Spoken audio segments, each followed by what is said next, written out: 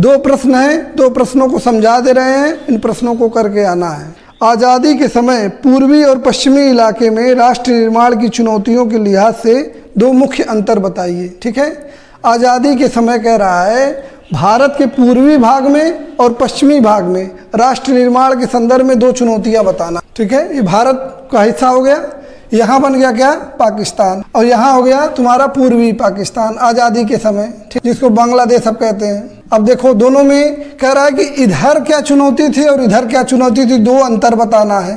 तो दो अंतर बता देते हैं, क्या क्या देखो।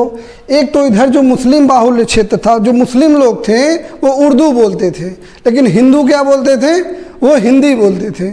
इधर पश्चिमी क्षेत्र के लोग जो मुसलमान थे वो उर्दू बोलते थे और हिंदू हिंदी बोलते थे, लेकिन यहाँ पे मुसलमान और हिंदू दोनों ही बंगाली बोलते थे।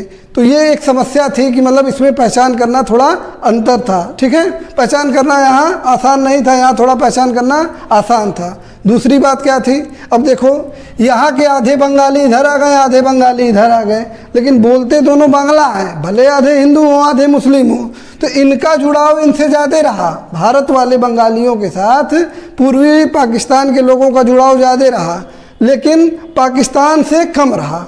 मतलब ये उर्दू बोल रहे हैं, तुम बंगाली बोल रहे हो, तो हमारा जुड़ाव किससे होगा, बंगाली वाले से होगा कि नहीं। और बंगाली चाहे हिंदू हो चाहे मुस्लिम हो, उससे जुड़ाव ज़्यादा रहा, यानी इंडिया से इनका जुड़ाव थोड़ा रह गया, लेकिन इनका जुड़ाव पाकिस्तान से कम रहा, जो 1971 में इसी कारण टूट भी होती है। एक अंतर ये हो गया भाषा के आधार पर। दूसरी का थी एथनिक, जो है इसको निर्जातीय अंतर बोलते हैं।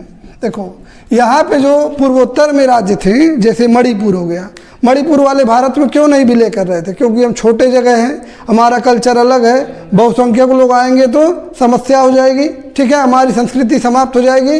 तो यहाँ सांस्कृतिक और निर्जातीय, ठीक है, एथनिक जिसको बोलते हैं, सांस्कृतिक यानी कल्चरल और एथनिक समस्या मतलब इधर ज़्यादा थी, इधर कोई समस्या नहीं थी। इधर हिंदू जो थे वो उसी तरह रहते थे, हिंदू मुसलमान जिस तरह इंडिया में रहते हैं उस समय वैसे ही पाकिस्तान में रहते हैं। तो इधर कल्चर का समस्या नहीं था, निर्जातीयता की समस्या नहीं थी, लेकिन यहाँ के जो हिंदू भी थे या मुस्लिम भी थे या ईसाई भी थे या जो भी थे, उनको इन हिंदुओं से डर लगता था कि उसमें मिलने का मतलब होगा वो हमारी सभ्यता संस्कृति को समाप्त कर देंगे। ठीक है, तो ये दो अंतर मुख्य रूप से है, ये इसका उत्तर हो गया, लिख के लाना।